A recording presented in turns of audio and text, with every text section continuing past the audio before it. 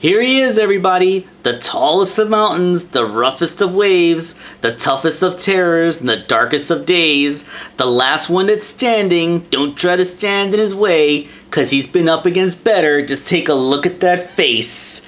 We have Infinite! I cannot begin to express how happy I am that we actually have such a good looking official figure of this guy. I mean, I couldn't make customs for everybody now, could I?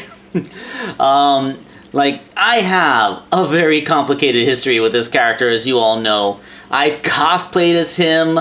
I've made Gijinka figures. I've made figures of him that had removable masks. I hand sculpted him. I made a maskless version. I got the models and 3D printed him. I have made so many Infinite figures, and every time I did so with rage in my heart at how long it took for the official figure to come out the first time and how poor said official figure looked. Boo on you, Tomy. Boo on you. Let's see. I actually haven't read what his description says. This mysterious mercenary was once the leader of the Jackal Squad that was later hired by Dr. Eggman when they attempted to raid his lair. I love that his bio includes the prequel comic. That is the origin story from the prequel comic, not the actual in-game material. So they are acknowledging that prequel comic, and I love it.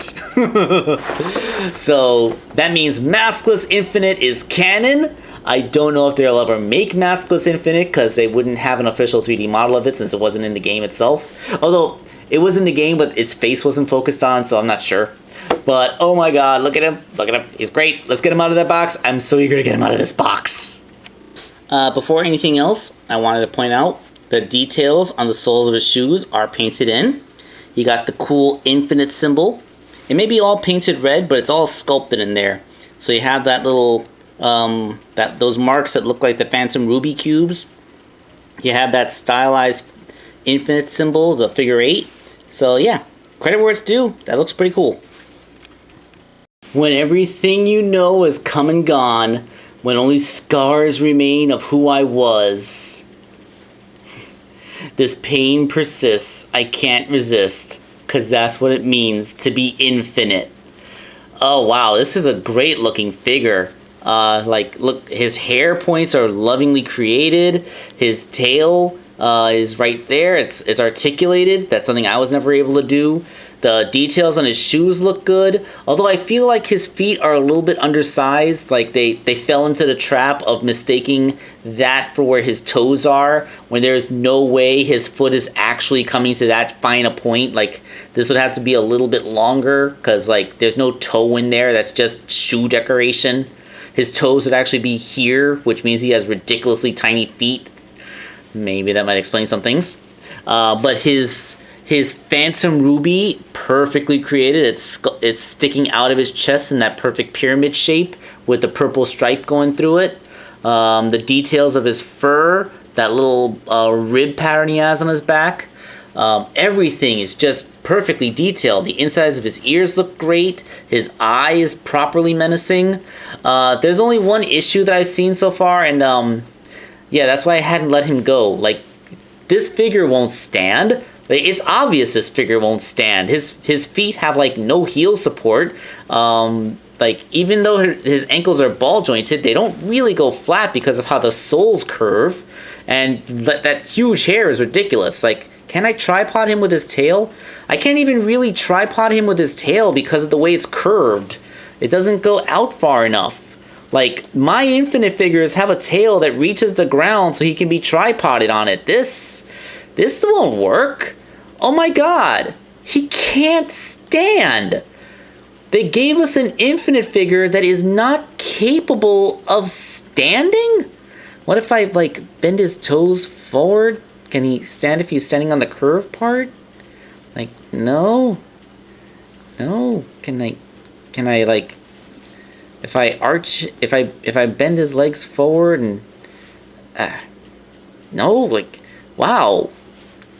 Dude, what, how, would it really have been so hard to resculpt the tail in such a way that it could have, reached the ground with his feet?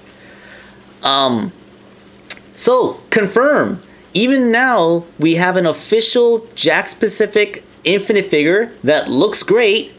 Mine's still better because mine is capable of standing on its own. Suck it, Jakks Pacific. Suck it, Tomy. Suck it, Jakks. Wake Angel 2001 did better than you.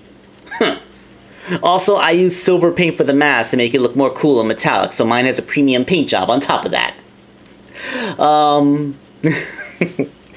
His accessory is the Phantom Ruby. Like, I love the it's like crudely asymmetrical. Like, if you hold it certain ways, you can see like a hexagon, but like it has like these cool bends in the facets. Like, it has that twisted gem. Like, it, instead of straight facets like gems normally do, like every face of it is slightly concave, which for a gemstone is kind of unusual looking. It wasn't until I was holding it in my hand physically that I realized what an unusual cut this is for a gem. And it doesn't have the purple stripes put into it, as my friend Zach pointed out. That actually kind of makes it look more like the Genesis version of the Phantom Ruby. So this can go ahead and be part of the the classic universe, for the one for the hard-boiled heavies. It's a little bit big. Like, the Phantom Ruby is supposed to be palm size, but hey, the emeralds are oversized, so I can deal with the Phantom Ruby being oversized too. And I dropped on the floor. We don't need it anymore. Okay, I can compare him to the Tomy figure, and there is just no comparison. I mean, at least the Tomy figure is able to stand on its own, but like, you can tell like the shape of the mask, the way the details are painted on, like everything about this figure is 100% better in terms of the way it looks. Of course, if you take in one of my customs, like, I only have my Jazzware scaled custom, but again, it stands. Yeah, like, maybe the torso is a little bit longer because it's based on a foot soldier instead of like a Sonic figure, but you know, like, you gotta admit that silver paint does look a lot gnarlier, doesn't it?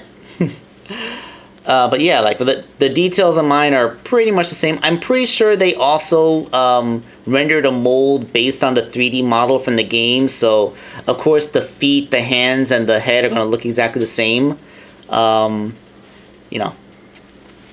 But yeah, that's Infinite. Like, the figure looks great. I can't believe he's not capable of standing on his own.